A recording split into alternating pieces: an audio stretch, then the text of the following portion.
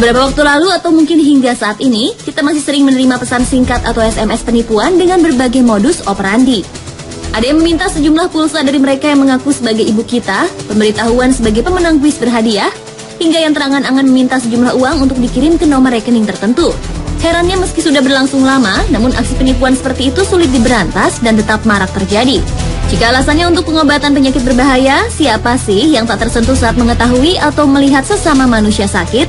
Tentunya banyak orang yang ingin membantu. Sayangnya, alasan tersebut justru banyak digunakan untuk melakukan penipuan. Seperti sejumlah kasus di luar negeri yang akan menjadi tayangan Spotlight berikut ini.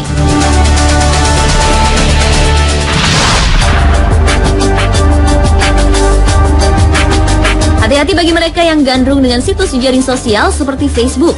Jangan terlalu percaya dengan posting dari seseorang atau lembaga sosial yang membutuhkan bantuan biaya, karena bisa jadi itu adalah penipuan. Seperti yang dilakukan wanita Cambridge, Illinois bernama Kristine Holzman. Pada tahun 2011 lalu, ia dinyatakan bersalah karena melakukan penipuan melalui Facebook setelah mengaku menderita kanker otak. Lewat aksinya memposting status yang menggugah empati orang lain dan butuh biaya pengobatan, Kristine berhasil meraup sumbangan hingga $16.000 Amerika atau sekitar 151 juta rupiah. Namun setelah diselidiki, Kristine ternyata tidak memiliki rekam medis seperti pengakuannya. Atas perbuatannya itu, Kristine terpaksa duduk di kursi kesakitan dengan tuntutan hukuman 3 hingga 7 tahun penjara. Jaksa Jeff Lang yang terlibat dalam persidangan ini mengatakan, kasus seperti ini perlu ditindak karena telah merugikan banyak orang. Selain itu, Kristine juga harus menjalani hukuman sebagai balasan aksi penipuan yang dilakukannya, serta menjawab kepercayaan mereka yang telah memberikan sumbangan. Mendengar vonis tersebut, Kristine Holzman tidak memberikan pembelaan dan hanya menangis. Ia pun menolak memberikan komentar saat meninggalkan gedung persidangan. Sementara itu, pengacara yang mendampingi Kristine Holzman yaitu Swartz mengatakan, Kristine tidak mengerti apa yang terjadi dan didiagnosa mengalami gangguan mental. Untuk itu, ia mengajukan banding atas putusan hakim.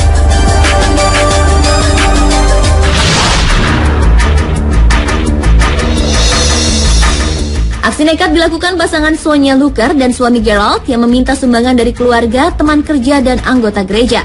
Sumbangan tersebut untuk biaya pengobatan Sonia Luker yang mengaku menderita kanker. Dari aksinya tersebut, pasangan suami istri ini berhasil mengumpulkan uang senilai $19.000 Amerika atau mencapai 180 juta rupiah. Namun sejumlah orang, terutama tetangganya, merasa curiga hingga akhirnya melakukan penyelidikan dan ternyata Sonia diketahui tidak menderita kanker. Uang hasil sumbangan yang dikumpulkan juga digunakan untuk menyelamatkan rumah dari penyitaan dan membeli motor Harley Davidson seharga $4.000 Amerika atau mencapai 38 juta rupiah. Kepada banyak orang, Sonia Luker mengaku memerangi penyakit kanker selama 6 tahun. Namun ia bingung ketika mengetahui biaya pengobatannya mencapai $14.000 Amerika.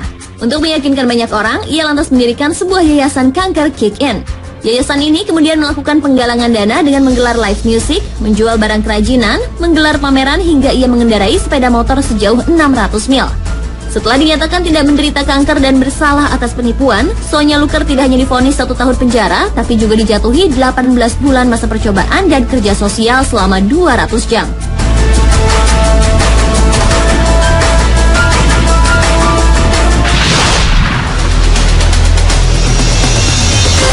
Seorang wanita di New York yang berusia 25 tahun bernama Jessica Vega mengaku jika dirinya akan meninggal dalam waktu dekat karena kanker dan leukemia.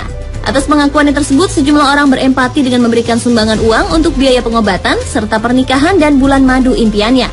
Begitu juga dengan tunangannya Michael O'Connell yang dengan segera mewujudkan keinginan Jessica Vega untuk segera menikah.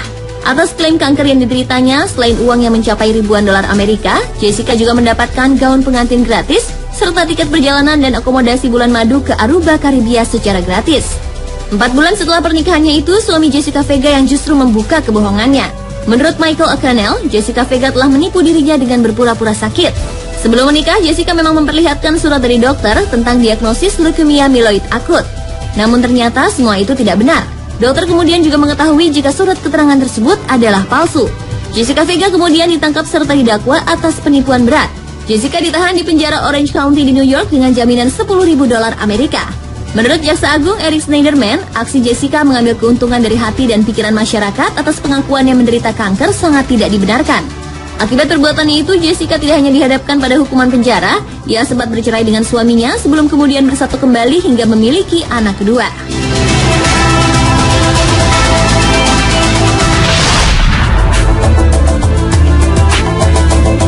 Seorang wanita di Phoenix bernama Jamie Lynn Toller yang berusia 27 tahun telah membuat pengakuan kepada ibu, kakek nenek, dan atasannya jika ia menderita kanker payudara.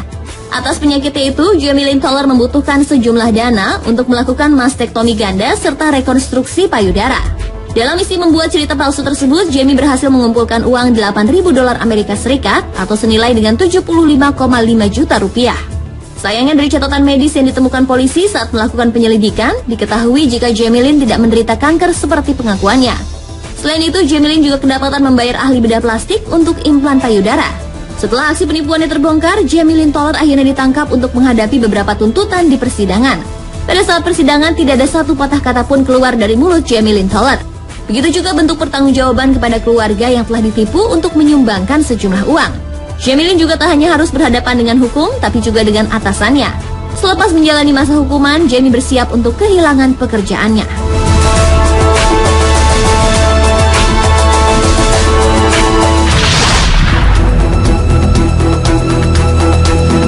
Seorang wanita bernama Martha Nicholas tidak hanya memberitahu semua orang jika ia sudah mencapai stadium 4 untuk kanker ovarium, tapi juga percaya jika ia benar-benar menderitanya.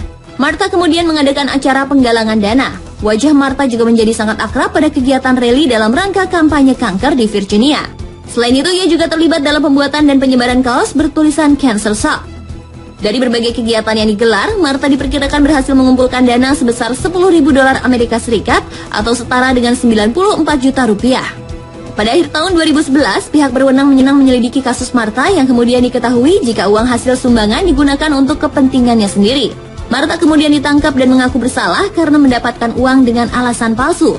Seorang hakim di Hanover kemudian memvonis Martha dengan denda $100 Amerika serta hukuman percobaan selama 5 tahun. Menyusul putusan tersebut, pengacara Martha Nicholas kepada wartawan mengatakan, meski kliennya tidak menderita kanker ovarium stadium 4, namun ibu dua anak tersebut menderita penyakit psikologis yang menyebabkan berpikir bahwa dia menderita penyakit seperti itu. Yang terjadi hanya sebuah kesalahpahaman dan Martha Nicholas hanya terinspirasi untuk berpartisipasi dalam kegiatan anti kanker.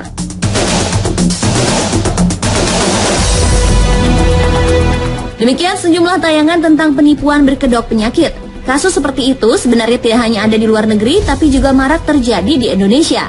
Untuk itu kita perlu meningkatkan kewaspadaan, karena pelaku penipuan atau kejahatan selalu dapat melihat calon korbannya.